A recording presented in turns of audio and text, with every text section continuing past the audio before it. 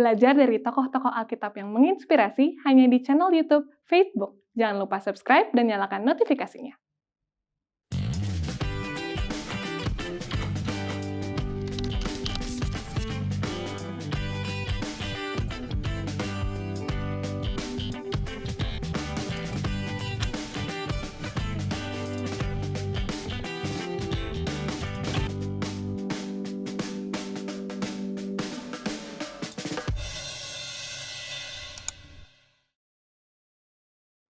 Shalom teman-teman, balik lagi di episode baru di Faith Book What's on Your Mind.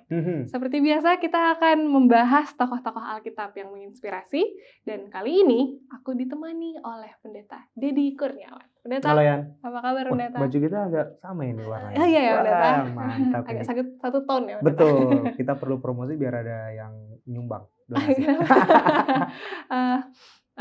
Di episode yang baru ini ya Pendeta, kita balik lagi akan membahas tokoh-tokoh Alkitab yang menginspirasi, dan sekali. Kita nggak mau bosen-bosen ya Pendeta untuk mengingatkan teman-teman semua untuk subscribe channel Faith Walk dan juga follow semua sosial media Hope Channel. Dan kalau teman-teman ada request untuk membahas tokoh Alkitab yang spesifik ya Pendeta, silahkan komen di bawah. Atau mungkin juga ada yang bergumul ya Pendeta, butuh didoakan. Tim Hope Channel juga mempunyai tim doa, jadi silahkan juga komen di bawah sebanyak-banyaknya, dan nanti akan tim Hope Channel akan bacakan. Betul sekali ya. Pendeta, di episode kali ini, sebelum kita membahas tokoh Alkitab kita ini, aku mau tanya nih ke Pendeta. Pendeta dulu waktu kecil pasti punya cita-cita dong? Banyak sekali. Ya, banyak sekali ya Pendeta? Banyak sekali cita-cita kita dulu. Salah satunya apa sih? Waktu lihat polisi, pengen jadi polisi. Kalau nonton film mobil balap gitu, pengen jadi pembalap rasanya gitu. Kalau lihat apa aja pengen jadi apa aja. Seiring berjalannya waktu bertumbuh kan. SD itu tiba-tiba pengen jadi guru. Oh, mau jadi guru. Karena lihat mama mengajar. Oh, oke. Wah, kayaknya oke juga nih jadi guru. Begitu SMP udah beda lagi. Apa tuh? Kayaknya jadi politikus ini keren banget ya. Oh, waduh. Bayangin, waktu itu aku udah mikir kayak gitu. Akhirnya SMP ya bener. SMA cita-cita itu masih politikus. Mungkin karena jago bersilat lidah kayak. Kalau temen-temen jago bersilat lidah kan, makanya pengen jadi politikus. Ternyata seiring berjalannya waktu, panggilan itu datang karena pengalaman iman dengan keluarga. Ya, jadi pendeta. Jadi cita-citanya pendeta nih shiftingnya banyak ya. Betul. Dari polisi. Karena mungkin sesuai dengan pengalaman ya, yang dialami ya. Kalau anak-anak kan lihat apa yang dilihat dan dia rasa keren gitu. Betul. Malah kalau contoh nih, anakku yang masih mau 3 tahun nanti bulan depan. Jadi waktu kami ada kunjungan perlawatan, ditanyain dia kan, nanti kalau besar jadi apa gitu, jadi dokter ya? No, loh mau jadi apa? Jadi Iron Man. Waduh, jadi Iron Man. Bayangin tuh. Apa yang dilihat, tapi itu yang akan dia rekam dan dia mau jadi seperti itu. Iya, betul Pendeta. Kalau aku nih ya Pendeta, silakan. Kalau aku sih dulu sama Pendeta, aku sempat pengen jadi guru. Tapi spesifik guru anak-anak. Karena aku suka anak kecil, aku suka banget anak-anak kecil. Dan akhirnya sering berjalannya waktu juga, kayaknya gak mau deh jadi guru gitu. Kayak capek deh jadi guru. Apalagi anak-anak kecil kan. Ngebayangin anak-anak kecil yang banyak di satu ruangan tuh kok kayaknya kayaknya pusing deh gitu. Akhirnya enggak. Tapi kan guru sekolah sahabat anak-anak kan? Belum. Kita doakan nanti ya. Amin. Ini aku kenapa berbicara tentang cita-cita? Karena biasanya seperti anaknya pendeta. Tapi kalau anaknya pendeta kan karena nonton ya, berarti nonton Iron Man. Anak-anak zaman sekarang tuh bukan cuma anak-anak kecil pendeta. Anak yang udah SMP, SMA itu banyak yang mau jadi influencer. Bener banget. Content creator, YouTuber saat ini banyak banget yang pengen jadi terkenal. Karena tontonan kan. Selain terkenal, menghasilkan katanya. Iya betul, katanya sih besar ya penghasilannya. Kalau ada pendeta online pengen jadi katanya. Iya. Kerjanya online aja. Banyak banget ya sekarang pokoknya kalau pendeta atau teman-teman sadar bahwa banyak banget nih, bukan cuma anak-anak malah. Yang teman-teman seusia aku pun pendeta banyak yang mau jadi influencer, banyak yang mau jadi content creator. Karena ya itu tadi mungkin selain terkenal, penghasilannya juga lumayan, dan ya itu pengaruhnya untuk orang-orang banyak karena dikenal kan. Betul sekali. Episode kita kali ini juga gak jauh dari itu ya. Benar banget. Membahas tentang influence. Betul. Seseorang yang sebetulnya dia nggak layak untuk ada di posisi itu. Tapi oleh karena satu dan lain hal, karena orang yang harusnya ada di tempat itu melakukan hal yang tidak seharusnya dilakukan, jadi orang ini fit pada tempat itu sesuai dengan nubuatan dan kehendak Tuhan. Tapi sayangnya dia kemudian menggunakan pengaruh yang buruk untuk memenuhi semua ambisi-ambisinya. Sehingga dia nggak sadar bahwa sebetulnya dia ada di tempat itu karena kepemilihan Tuhan. Jadi akhirnya kerajaan ini, kita langsung kasih clue ke teman-teman ya. Kerajaan ini yang harusnya satu terpecah menjadi dua. Nah, udah penasaran kan teman-teman? Nah, karena kita udah semakin membahas mendalam nih, kita harus stop dulu nih. Kita bahas di next. Kita kasih break dulu ke teman-teman ya. Kita kasih break dulu ke teman-teman. Jadi teman-teman jangan kemana-mana, tetap di Facebook.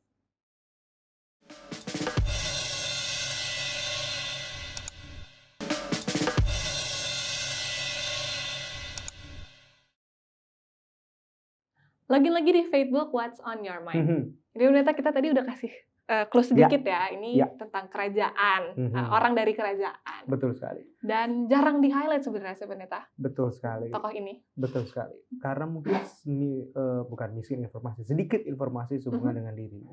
Jadi butuh effort bagi kita untuk bolak-balik baca, menyusun naskah, untuk dapat gambaran penuh tentang sisi kehidupan yang diungkapkan oleh Alkitab tentang tokoh tersebut.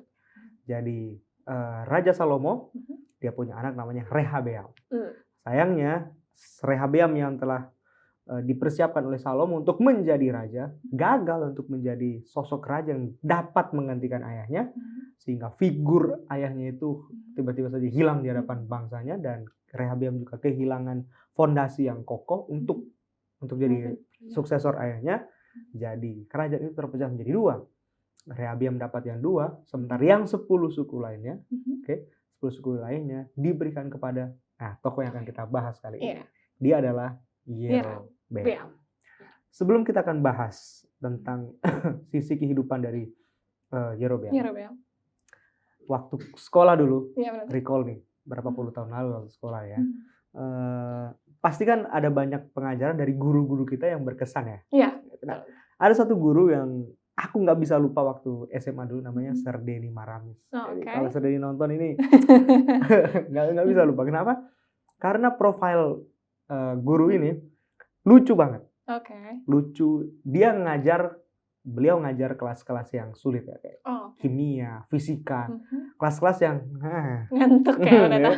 Tapi karena pembawanya lucu, setiap kali masuk kelas ada teka-teki. Jadi kita semua kayak excited nih. Nanti waktu masuk kelas teka-teki apa nih ya. Jadi kalau beliau udah kasih teka-teki, kita akan balas dengan teka-teki lagi. Jadi baku balas, akhirnya belajar jadi nyaman. Satu kali dia nggak bikin teka-teki, tapi dia bikin sebuah pertanyaan yang bikin kita bingung. Dia bilang, kalau kalian ke pasar, pasar yang terdekat waktu itu di sekolah kami ya pasar, kalau nggak Air Maridi, Kauditan. Biasa jual-jual ekstrim-ekstrim itu. Waktu kalian ke pasar, dia bilang, kalau kalian pergi masuk ke gang yang jual ikan, daging-daging, begitu keluar, apa yang terjadi dengan tubuh kalian, pakaian kalian? Bau amis, Pak. Bau amis, Sir. Betul. Kalau kalian masuk yang sisi sebelah sini, yang jual parfum-parfum gitu ya, yang harum-harum, begitu keluar, apa yang terjadi dengan tubuh kalian? Baju kalian? Pasti bau harum, Sir. Betul. Kita udah mikir, ini teka-tekinya apa nih? Tiba-tiba dia tutup dengan kalimat, kalian yang mana? Yang amis atau yang harum? Kita semua mikir, apaan ini pertanyaan kayak gini nih? Mulailah dia mengajar. Sambil kita semua mikir, apa maksud pertanyaan tadi? Kami yang mana? Yang amis atau yang harum? Lama kemudian baru aku ngerti apa maksud dari Pak Guru yang bertanya pagi itu, kami yang mana? Yang amis atau yang harum? Dia sedang memberikan sebuah pelajaran penting tentang besarnya pengaruh sesuatu dalam kehidupan orang lain. Besar banget pengaruh bau amis itu, daging-daging yang menimbulkan bau amis, sehingga waktu kita keluar dari tempat itu, baunya nempel dan kita ikut amis. Dan kuat juga pengaruh parfum tadi itu, walaupun mungkin kita nggak pakai loh ya, tapi semprotan-semprotan di udara itu tiba-tiba nempel ke baju kita, dan waktu kita keluar, jadi harum. Dia mau memberikan pelajaran tentang hebatnya dan kuatnya pengaruh yang bisa kita timbulkan dalam kehidupan kita. Dan lingkungan yang bisa mempengaruhi hidup kita. Mau jadi apa kita. Aku jadi ingat Yesus yang tinggal di lingkungan yang buruk sekali seperti Nazaret. Tapi begitu dia keluar, kok bisa harum ya dia? Yesus seperti mematahkan teori ini. Amis keluar harum gitu. Jadi, kok bisa ya? Kok bisa ya? Itulah hebatnya Yesus. Dan itulah kurangnya kita. Dan kita perlu belajar dari Yesus untuk menggunakan pengaruh-pengaruh kita. Nah, Salomo menyadari kekurangannya. Sehingga mungkin saja dia tahu bahwa hasil pengalaman iman yang buruk, kegagalan-kegagalan yang dia alami, itu membawa pengaruh tadi, impact yang besar dalam kehidupan keturunan-keturunannya. Yana, teman-teman, mari kita buka kitab Pengkhotbah pasal yang ke-10 ayat yang ke-5. Pengkhotbah 10 pasal ayat yang ke-5 ya. Dalam perikop akibat-akibat kebodohan. Ayat 5, ada suatu kejahatan yang kulihat di bawah matahari sebagai kehilafan yang berasal dari seorang penguasa. Dia lagi ngomongin secara langsung dirinya yang melakukan, tanda kutip, kehilafan. Oke. Itu adalah sebuah kejahatan dan diakui dia penguasa yang tidak luput dari kehilafan dan kejahatan. Nah, seorang penguasa besar impact-nya, besar pengaruhnya. Kenapa? Karena dia berkuasa. Bayangkan, kita mungkin nggak menyadari kita juga punya kuasa dalam hidup ini ya. Oke? As a pastor, sebagai seorang pendeta, Yana sebagai seorang pemimpin orang muda, kita semua mungkin kita pikir kecil, tapi sebenarnya besar peran kita. Bahkan sebagai ibu rumah tangga sekalipun, anak dalam rumah tangga, kita semua punya peranan dan kita punya kuasa. Tapi yang jadi pertanyaan penting adalah bagaimana pengaruh kuasa itu kita gunakan dalam kehidupan kita. Seorang penulis rohani namanya Ellen White, dia berkomentar tentang perumpamaan penabur waktu Yesus menciptakan itu. Dia kasih komen begini. Seperti benih yang ditabur, itu akan menghasilkan suatu penuaian. Dan kalau ditabur berulang-ulang, hasil penuaiannya akan berlipat ganda. Benar ya? Iya. Dalam hubungan kita dengan orang lain, hukum ini benar. Setiap perbuatan, perkataan, itu seperti benih yang akan mendatangkan buahnya. Perbuatan baik seperti keramahan, penurutan, penyangkalan diri akan menghasilkan sesuatu kepada orang lain. Dan melalui mereka tersebar kepada orang-orang lain seterusnya. Ini jadi kayak pamflet besar di pinggir-pinggir jalan di baliho. Ini kan mau pemilihan nih tahun depan nih. Kebaikan itu menular. Ya, kebaikan itu menular. Luar biasa kampanye-kampanye mereka. Wah, kebaikan itu menular. Memang benar, kebaikan itu menular. Tapi kita sering lupa, kejahatan itu merusaknya luar biasa. Menularnya lebih hebat bahkan daripada kebaikan biasanya. Oleh karena itu, setiap perasaan iri hati, diteruskan nih, dengki, perselisihan, itu akan menumbuhkan akar yang pahit, di mana banyak juga orang akan tercemar. Jadi sebagaimana besarnya impact dari perbuatan baik dan pengaruh kita, pengaruh perbuatan baik, pengaruh yang buruk pun besar. Oke? Mari kita mulai cerita pembahasan ini. 1 Raja-Raja 11 ayat 43. Silakan ya. 1 Raja-Raja 11 ayat 43. Dalam perikop Salomo mati. Kemudian Salomo mendapat perhentian bersama-sama dengan nenek moyangnya dan ia dikuburkan di kota Daud ayahnya. Maka Rehabeam, anaknya, menjadi raja menggantikan dia. Jadi Salomo mati, yang naik jadi raja adalah Rehabeam. Memang sepertinya Salomo telah mempersiapkan Rehabeam untuk menjadi suksesornya. Semua hal. Dan Rehabeam pun menyadari hal itu. Oh, bokap siapin gua nih jadi penggantinya nih. Jadi gua harus siapin diri baik-baik. Dan bukan kebetulan apabila Rehabeam mengawali, apa istilahnya, promosi dirinya dengan menjadikan Sikem, kota yang dijadikan sebagai tempat untuk menobatkan diri, menjadi raja. 2 Tawarik pasal yang ke-10 ya, ayatnya yang pertama. Kalimat yang pertama ya.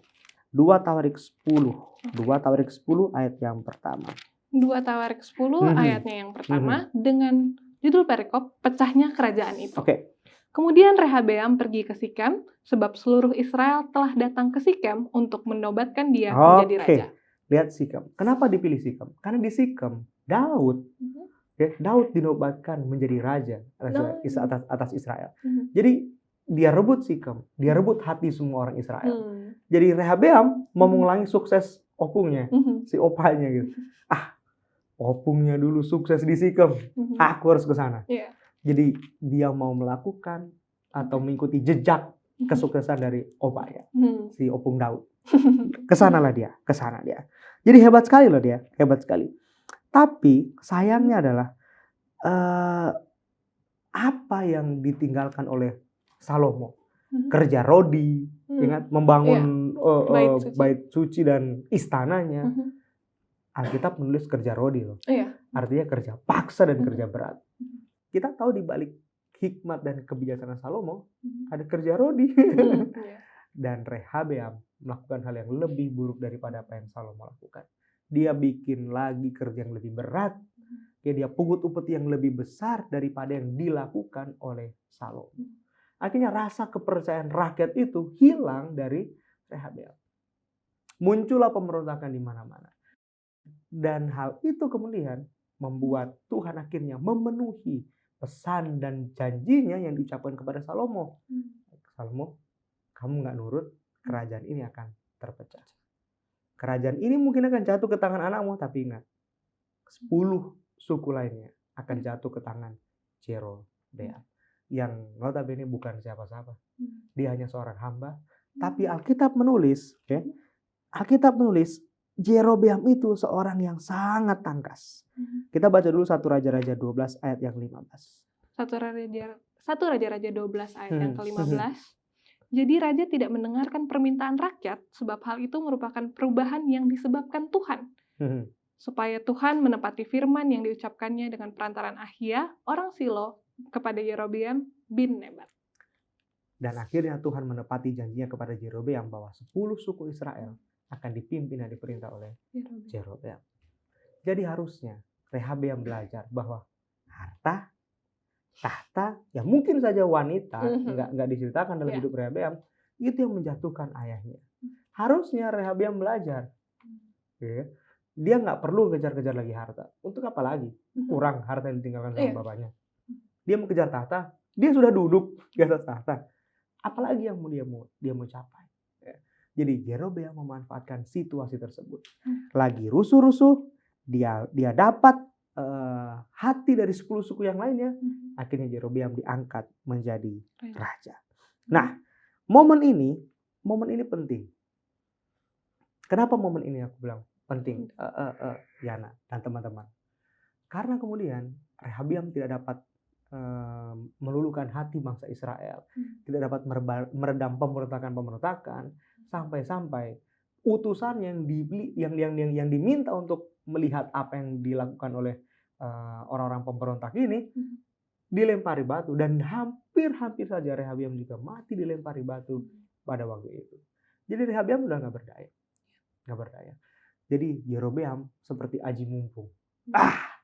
Akhirnya. Nah, dengan kesempatan itu, si hamba yang tangkas ini, Jerobeam, dia bisa menggunakan pengaruhnya untuk memerintah 10 suku yang lainnya. Oke? Nah, Rehabeam ini pintar. Kenapa dia pintar? Dia tahu Tuhan menyertai ayahnya, kakeknya, karena mereka setia kepada Tuhan. Dan kalau mereka meninggalkan Tuhan, jadi bukti-bukti kesetiaan Tuhan gak akan ada lagi sama bangsa Israel. Jadi Rehabeam tetap mengadakan penyembahan di Yerusalem. Oke? Nah, Yerobeam lihat, wah, ini bahaya nih. Kalau semua harus pergi ke Yerusalem, kalau semua harus pergi ke Yerusalem, nanti semua orang akan terpikat lagi dengan Rehabeam. Siapa lagi akan dukung aku, gitu kan? Siapa yang akan dukung aku ini? Wah, nggak bisa begini. Jadi Yerobeam melakukan hal yang menurut dia ini penting. Selain dia perkuat kota-kotanya untuk menahan agresi dari Rehabeam, kalau di perang dia bisa melawan Rehabeam. Dia juga memperkuat sisi spiritual bangsanya. Tapi berbeda dengan apa yang dilakukan oleh Rehabeam di Yerusalem, kali ini yang dia lakukan adalah hal yang bertolak belakang. Dia bangun patung lembu, kemudian dia dirikan mezbah-mezbah berhala, dan dia berseru dengan suara nyaring kepada seluruh orang Israel. Inilah Tuhan Allahmu. Jadi kamu nggak perlu lagi pergi ke sana menyembah Tuhan Allah, karena di sinilah Allah. Jadi untuk menancapkan ambisinya, untuk meraih dan membuat tekad bulat bahwa kerajaannya harus kokoh dan bahkan lebih hebat daripada Rehabeam, dia buat hal tersebut. Nah, kadang-kadang Yana dan teman-teman, banyak hal-hal yang kita tahu nggak patut kita lakukan. Kita lakukan hanya karena kita mau meraih apa yang kita inginkan. Dan hati-hati, kadang-kadang ketika kita melakukan hal tersebut, kita melupakan petunjuk-petunjuk yang nyata-nyatanya dari Tuhan. Bahwa apa yang kita punya sekarang ini, apa yang saya duduki saat ini, semuanya berasal dari Tuhan. Aku nggak mau bosan-bosan kasih pelajaran ini dan ingetin ini ke Yana dan teman-teman. Kekuasaan itu datang dari bahasa Latin augere, yang artinya to develop, to make grow. Gitu. Jadi aku punya kekuasaan, tugasku harusnya to develop, to make grow, mengembangkan. Gitu. Jadi aku harus sanggup develop Yana, aku harus sanggup develop teman-teman. Tapi yang jadi masalah adalah banyak orang-orang yang punya augere, kekuasaan, tidak sanggup mengaugetos orang lain. Sehingga orang lain nanti akan jadi augere dan mengaugetos orang lain. Begitulah siklusnya. Tapi justru I kill someone to get power. Ya sih? Kemudian untuk bangun reputasi supaya orang tahu aku ini punya kuasa, kita hukum yang nggak seharusnya kita hukum. Kita selamatkan mereka yang harusnya dihukum.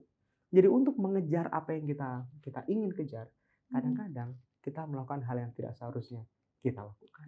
Dan kita perlu berpikir dengan baik dan bijaksana ya, Nak, untuk tidak melakukan hal yang seharusnya tidak kita lakukan. Ambisi itu penting loh. Orang kalau nggak punya ambisi, mungkin dia nggak punya tujuan hidup. Ya. Oh, gue harus ini. Itu bagus, penting. Tapi bagaimana kita mencapainya, mencapai ambisi-ambisi kita, itu jauh lebih penting. Gimana ya, Nak? Kalau itu pelajaran yang luar biasa sih ternyata. Tapi aku mau coba tarik ke belakang kisahnya. Salah satu poin penting juga dari pelajaran ini, yaitu bagaimana tentang pengaruh sih pendeta.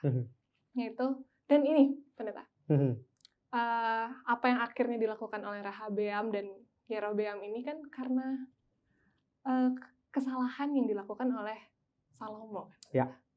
Itu juga mungkin bisa relate di kehidupan kita sehari-hari.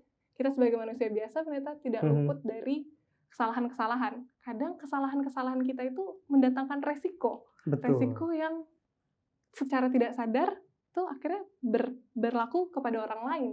Jadi kita harus berhati-hati sih mungkin pendeta, diingatkan kembali kepada kita semua. Kita punya pengaruh yang besar. Entah itu besar, entah itu kecil, kita itu setiap tindakan yang kita lakukan sehari-harinya itu punya pengaruh. Dan jika kita melakukan hal yang salah, itu pasti akan ada resikonya. Dalam hal ini Salomo, resikonya kerajaannya jadi terpecah. Kerajaan yang tadinya sangat masyhur, kerajaan yang tadinya terkenal oleh seluruh negara-negara lain, tapi saat ini akhirnya terpecah. Mungkin juga dalam kehidupan kita, kita tidak luput dari masalah, tapi jangan lupa bahwa kesalahan-kesalahan yang kita perbuat itu mempunyai risiko-risiko ke depannya. Jadi diingatkan kembali ya pendeta, kita dalam berperilaku setiap harinya meminta hikmat kepada Tuhan supaya kita boleh selalu berhati-hati dan tidak melakukan kesalahan-kesalahan yang akan berdampak dan membawa risiko-risiko yang mungkin orang lain akan rasakan. Betul Liana. Itu sebabnya ada pepatah orang yang kurang bijak, kurang bijak ya. Hidupmu bukan hidupmu sendiri. Ya, aku nggak tahu kenapa kalimat itu penting ya. Mungkin itu jadi penting seperti tadi yang Yana tadi sampaikan. Ketika banyak orang nggak menyadari, bahkan pengaruh yang buruk sekalipun, bukan hanya dirinya yang kena akibatnya, orang lain juga kena akibatnya. Siapa yang tahu kalau misalnya saya melakukan kesalahan, apapun yang saya lakukan, istriku akan kena impact-nya, anakku akan kena impact-nya, orang tua dan semua, bahkan gereja, skop yang lebih luas, lebih besar, Facebook kena impact-nya, semua kita kena impact-nya. Tapi kita bersyukur, kita punya Tuhan yang bukan berfokus kepada masa lalu, tapi Tuhan atas masa depan. Tapi pun demikian, bukan berarti kita sembarangan melakukan. Nah, tadi itu ya, poin pentingnya yang Yana sampaikan. Jadi ingat pelajaran ini memberi peringatan keras kepada kita, teman-teman orang muda. Kita perlu bijaksana menggunakan setiap pengaruh yang kita lakukan dalam kehidupan kita, yang kita miliki dalam kehidupan kita. Apa yang kita ucapkan, apa yang kita pikirkan, dan apa yang kita lakukan. Oke, kita kembali ke Jerobeam. Kita perlu baca 1 Raja-Raja pasal yang ketiga, ayat 2 dan 3. Tapi sebelum kita kesana nih pendeta. Saya udah gak sabar nih. Aduh iya, memang makin seru sih sebetulnya pembahasannya. Tapi kita harus stop dulu pendeta. Oke, kita kasih break teman-teman dulu ya. Kasih break dulu teman-teman. Jadi teman-teman jangan kemana-mana, tetap di Facebook.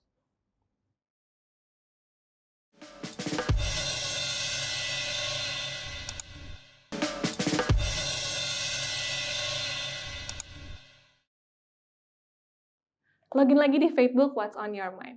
Jadi tadi pendeta kita terhenti di 1 Raja-Raja 13 ayat 2 dan 3. Tapi sebelum kita baca kita perlu panggil lagi teman-teman untuk join. Oh iya betul. Dengan kita. Betul. Udah segmen ketiga nih. Ini udah segmen ketiga supaya yang nggak ketinggalan bagian yang seru-serunya. Betul. Jangan cuma teman-teman yang login, ajak semua teman-teman lainnya. Yes. Oke Yana, sudah siap? Ya. Kita dengarkan Yana bacakan 1 Raja-Raja pasal yang ketiga ayat 2 dan 3. Silakan Yana. 1 Raja-Raja 13 ya? 1 Raja-Raja 13, sorry. 1 Raja-Raja 13 ayat 2 dan 3. Ayat 2 dan 3. 1 Raja-Raja 13 dengan judul perikop Abdi Allah dari Yehuda. Ayat 2, lalu atas perintah Tuhan berserulah orang itu terhadap mezbah itu, katanya, hai mezbah, beginilah firman Tuhan, bahwasanya seorang anak akan lahir pada keluarga Daud, Yosia namanya. Ia akan menyembelih di atasmu imam-imam bukit pengorbanan, yang membakar korban di atasmu, juga tulang-tulang manusia akan dibakar atasmu. Ayat yang ketiga, pada waktu itu juga ia memberitahukan suatu tanda ajaib, katanya, inilah tanda ajaib bahwa Tuhan telah berfirman, bahwasanya mezbah itu akan pecah, sehingga tercurah abu yang ada di atasnya. Perkataan Abdi Allah ini terjadi ketika di ayat yang pertama, Jerobeam sedang berdiri di mana? Di atas mezbah lagi ngapain? Bakar korban. Iya, dia kan bukan imam. Dia imam palsu dia ini. Dia bakar korban sendiri, semau-maunya sendiri. Dia bikin mezbah dengan sesembahan yang palsu. Datanglah abdi Tuhan kasih amaran. Waktu amaran itu datang, ayat yang keempat Yana, tolong baca. Ayat yang keempat. Demi Raja Yerobeam mendengar perkataan abdi Allah yang diserukannya terhadap mezbah di Betel itu, ia mengulurkan tangannya dari atas mezbah dan berkata. Jadi dia ngapain? Mengulurkan kayak gimana kira-kira mengulurkan tangannya? Dia tunjuk ya. Tangkap dia. Waktu dia bilang gitu, apa yang terjadi dengan tangannya? Tetapi tangan yang diulurkannya terhadap orang itu menjadi kejang, sehingga tidak dapat ditariknya stroke kembali. Dia. Oh iya. Macam-macam sama pendetanya, macam-macam sama pendetanya. Ya betul sih. Ini ada pendeta yang lagi ngamarin, disuruh tangkap karena mengamarkan hal yang buruk ya bagi dia. Kadang-kadang kita suka profiling pendeta. Yang ini gua banget nih, yang ini, ya apaan sih yang sana?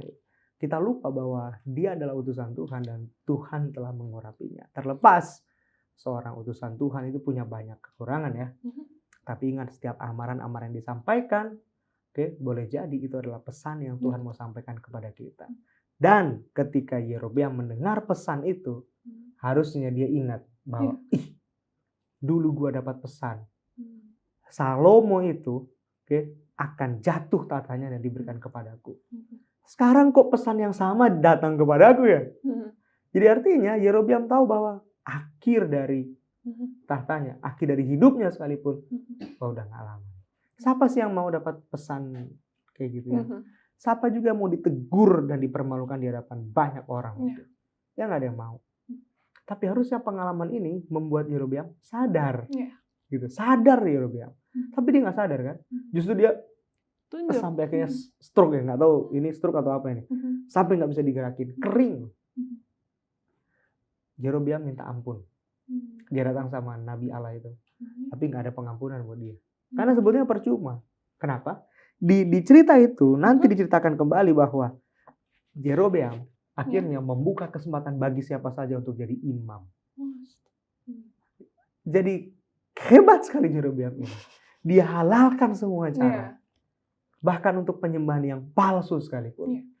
Karena begini, banyak orang yang nggak menyadari kamuflase rohani ini sering terjadi dalam kehidupan orang Kristen. Istilahnya mesbah korban dibakar. Ini terlihat rohani nih. Tapi siapa yang disembah di situ? Itu penyembahan yang palsu.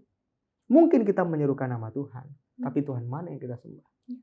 Boleh jadi Tuhan yang kita sembah Tuhan yang diri sendiri, karena perintah-perintah Tuhan diabaikan, maksud-maksud dan kehendak Tuhan nggak didengarkan. Bahkan setiap amaran-amaran yang datangi dari Tuhan, justru orang yang mengamarkan kita tunjuk. Ini bahaya ya, ini bahaya. Pernah merasakan pengalaman seperti ini? Ditegur orang, kita nggak terima dengan teguran tersebut, padahal mungkin teguran itu dapat menyadarkan kita dari kesalahan kita. Kita justru berdalih dengan semua tipu muslihat kita untuk menutupi kesalahan-kesalahan kita. Karena kita mau kejar ambisi yang perlu kita raih dalam hidup kita. Datang ke gereja, kita bilang, khotbahnya apaan ini? Khotbah kok kayak gini, nyindir-nyindir terus. Nggak ada damai. Karena mungkin khotbah itu sedang merekonstruksi hatinya sedang dihancurkan oleh Roh Kudus, sehingga dibentuk kembali menjadi sama seperti rencana dan kehendak Tuhan. Memang itu menyakitkan, tapi menyakitkan pun itu untuk kebaikan hidup kita. Aku ingat tahun lalu, waktu COVID udah mulai turun, anak-anak adventurer di gereja pergi ke museum di Kota Tua. Lalu pergilah anak-anak ke museum keramik. Jadi anakku bikin keramik dengan teman-teman lainnya. Jadi sambil gitu terus muter-muter itu ya kan tanah liatnya. Saya tanya, lagi bikin apa? Lagi bikin kue katanya. Dia taunya itu kue. Bikin kue apa? Kue coklat. Iya. Prosesnya bikin kotor, terus ada mungkin bagian-bagian tanah yang masuk ke kuku, dan ada beberapa yang kuku patah karena saking kencengnya, dan itu. Bayangin keramiknya itu harus dibentuk, dibikin sedemikian rupa. Akhirnya sesuai dengan apa yang dipikirkan oleh si pembuat keramik. Bayangkan kalau si tanah liatnya menolak untuk, gue nggak mau bikin yang itu, gue maunya yang ini. Dibengkokin ke kiri, dia bengkok kanan. Ini bandel banget sih. Kadang Tuhan sedang membentuk kita dengan cara yang sama. Jadi ilustrasi yang Alkitab gunakan, tukang tembikar itu, tukang periuk itu, seperti itulah Tuhan sedang membentuk kehidupan kita ya. Kadang-kadang dengan khotbah-khotbah yang kita dengar yang keras, tajam, bukankah firman Tuhan seperti pedang bermata dua? Firman Tuhan juga Yeremia bilang seperti palu yang menghancurkan. Tapi di sisi yang lain, Yeskiel bilang firman Tuhan itu seperti kuasa yang menghidupkan. Jadi di satu sisi dihancurin kita dengan palu, ditumbuk, dibentuk, dikasih hidup lagi. Harusnya ya kita dan Yerobeam sadar Waktu diamarkan berkali-kali oleh firman Tuhan. Tuhan sedang membentuk kehidupan kita. Dia mau kita hidup sesuai dengan rencana dan kehendaknya. Tinggalkan dulu ambisi-ambisi hidup kita. Kita senengin dulu Tuhan. Karena Tuhan bilang apa? Masa lupa? Matius 6 ayat 33. Tetapi carilah dahulu. Cari dahulu kerajaan Allah. Kenapa diawali dengan kata tetapi? Tetapi carilah dahulu kerajaan Allah dan kebenarannya, maka semuanya akan ditambahkan. Kata tetapi jadi kata penghubung untuk menghubungkan, menjadi makna pembanding. Tetapi cari dahulu. Artinya yang pendahulu tidak jauh lebih penting daripada yang kemudian. Kerajaan Allah menjadi jauh lebih penting dari semua hal-hal dunia. Tapi apakah benar demikian dalam hidup ini? Karena kadang firman Tuhan tidak seindah realita kan? Ya. Tuhan kalau bisa ditukar dong Tuhan. Realita yang jadi firman Tuhan gitu. Bukan firman Tuhan jadi realita. Aduh susah gitu. Susah, sulit. Dan Yerobeam mengalami pengalaman tersebut. Nah, kita tiba pada akhir cerita di mana akhirnya Yerobeam benar-benar hancur. Ini adalah kisah yang sangat menyakitkan apa yang dialami oleh Yerobeam. Ketika dia harus bertempur melawan Abiam, anak dari Rehabeam. Oke? Nah, pertempuran itu dicatat.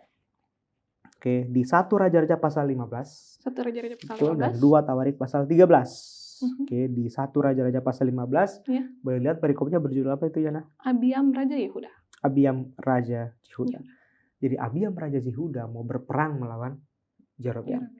Sudut pandang cerita, tiba-tiba saja lensa Alkitab memfokuskan pandangannya kepada Abiam. Kenapa? Karena Abiam kecil dan Yerobeam besar. Ya iyalah, 10 suku melawan 2 suku. Gitu kan? Mau dihitung jumlah pasukannya juga beda banget. Oke, catatan Alkitab menulis jumlah Abiam dan pasukannya 400.000. Jumlah Yerobeam 800.000. Oke, 2 kali lebih banyak. Dan kata yang digunakan oleh Alkitab 800.000 itu adalah orang pilihan yang gagah perkasa. Artinya mereka semua orang yang tangkas seperti Yerobeam yang tangkas. Dalam peperangan itu kisah klasik terjadi. Semut menang lawan gajah. Nggak tahu ya, selalu cerita itu terjadi gitu. Dan semut ini kenapa bisa menang? Karena nggak berdaya. Jadi si semut, si Abiam naik ke atas puncak gunung. Dia nggak sadar kalau Yerobeam sudah mengepung dia dari segala penjuru. Jadi Yerobeam pikir, Yerobeam habis. Kalau lu habis, semua ada di tanganku. Gitu kan? Abiam tahu apa yang Abiam buat? Ya nangis, teriak. Kepada siapa dia teriak? Mau ke bawah? Nggak. Ya satu-satunya jalan ke atas. Tuhan tolong gue Tuhan. Nggak tahu bagaimana ceritanya. Tuhan memberikan kemenangan yang hebat itu kepada Abiam. Di mana Yerobeam? Abiam berseru kepada Tuhan. Yerobeam, dia tahu itu salah. Dia tahu dia melawan Tuhan, firman-Nya dan kehendaknya. Kehancuran didapatkan. Seringkali, Yana, hal yang sama kita lakukan, Yana. Tapi kita lebih memilih untuk membuat sekutu dengan dunia ketimbang dengan Tuhan. Dan tampaknya semua kisah-kisah keberhasilan, apa yang dunia tawarkan, lebih memikat daripada kita bergantung sama Tuhan. Kan begitu pilihannya. Karena kita tuh kadang kayak gini, kayak isian roti lapis tau gak sih? Iya. Tahu sandwich kan? Nah, di atas musuh, di bawah musuh kegencet gitu. Iya. Masalahnya musuh atas bawah ini lagi cari perkara. Wah lagi baku serang, kita di tengah-tengah. Gimana nih mau berlindung sama siapa kita? Gak ada pilihan. Mungkin ada pilihannya. Ya kita sama yang di atas deh.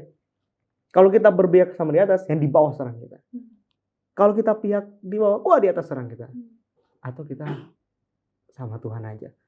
Kalau kita memihak kepada Tuhan, atas bawah serang kita. Mana lebih berat? Memihak kepada Tuhan lebih berat kan? Kenapa? Karena dua kekuatannya akan menghimpit kita. Tapi pun demikian, justru pilihan yang berat itu akan membuat kita menikmati kemenangan. Karena Tuhan bilang, Tuhan bilang dalam kelemahan. Bukan Tuhan bilang, Paulus bilang. Firman Tuhan katakan, justru di dalam kelemahan kasih Tuhan itu memberikan kekuatan. Gimana ya, Ana? Pendeta, itu tadi lagi-lagi pesan yang sangat luar biasa untuk kita semua.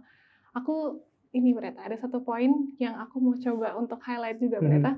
Dari Yerobeam yang Pendeta bilang itu seperti kayaknya dia melupakan bahwa Tuhan yang menunjuk dia untuk menjadi seorang raja. Betul. Dan itu mungkin kadang terjadi di dalam kehidupan kita gitu Pendeta.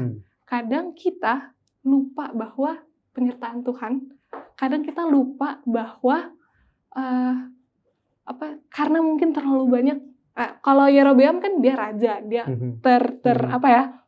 terbuai dengan kekuasaan mungkin. Kalau kita di kehidupan kita sehari-hari mungkin terbuai dengan kesibukan sehari-hari, akhirnya kita lupa menguatkan sisi rohani kita. Akhirnya seperti yang Yerobeam lakukan, dia sampai berani menunjuk imam Tuhan. Dalam kehidupan kita mungkin tidak se-ekstrim Yerobeam sampai tunjuk-tunjuk pendeta, tapi secara tidak sadar di kehidupan kita sehari-hari kita dibuai oleh kesibukan dunia, akhirnya nilai-nilai rohani kita itu semakin memudar dan kita sulit untuk mendengar atau melihat bahwa sebetulnya ada loh yang Tuhan mau lakukan untuk kehidupan kita. Aku setuju, Ana. Mungkin ini agak sedikit melenceng jauh, tokohnya berbeda. Ingat Esther? Iya. Ketika mereka bilang, Esther, mungkin justru karena ada posisi itu, di situasi itu yang sangat sulit, di mana seluruh bangsa menggantungkan hidupnya kepada Tuhan, bahkan kamu, Tuhan memanggil kamu. Iya. Jadi kadang Tuhan memanggil kita pada situasi yang mungkin kita nggak sadar, kok gue ada di sini ya? Iya. Tapi kenapa situasi yang tiba-tiba kayak begini? Mungkin Tuhan memanggil kita di posisi itu, di situasi itu, untuk bergantung sama Tuhan dan membuat semua mata dunia melihat apa yang Tuhan mau kita lakukan dalam hidup kita. Tapi sayangnya kita lebih memilih untuk, ya kan, sorry Tuhan, cari orang lain aja Tuhan, bukan gue. Akhirnya Tuhan bekerja dengan cara luar biasa dalam kehidupan Abiam. Walaupun Abiam nanti gagal ya, tapi dalam hal ini akhirnya Yerobeam mengerti pelajaran hidup yang penting yang Tuhan ajarkan dalam hidupnya ketika dia jatuh. Kenapa dia jatuh? Karena yang dia nggak dengar dan melakukan apa yang Tuhan sampaikan kepadanya. Luar biasa sekali ternyata kisah dari Yerobeam ini banyak sekali aplikasinya dalam kehidupan kita sehari-hari ya. Tapi ternyata lagi-lagi nih kita harus selesai dulu pembahasannya. Jadi kita harus sampai di kesimpulan. Jadi teman-teman jangan kemana-mana, kita break sejenak, tetap di Faith.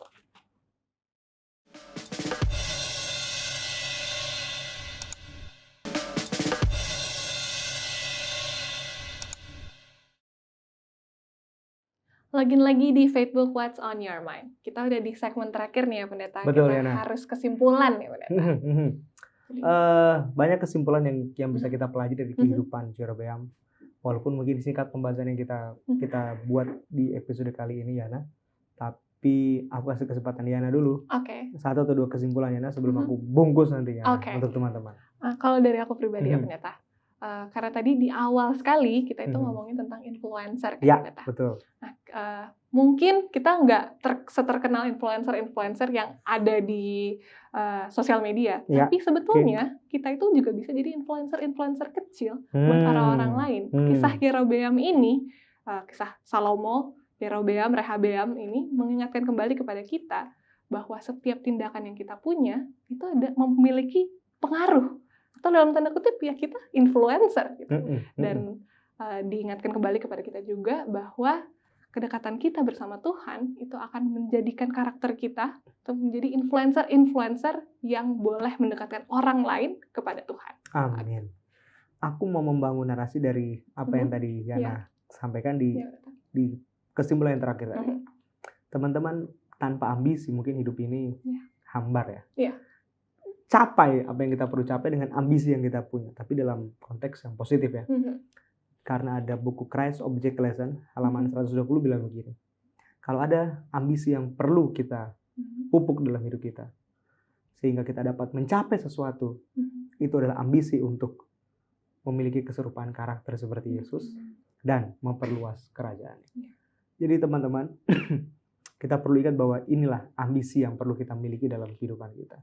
Bahwa kita perlu mencapai keserupaan karakter seperti Kristus dan memperluas kerajaannya.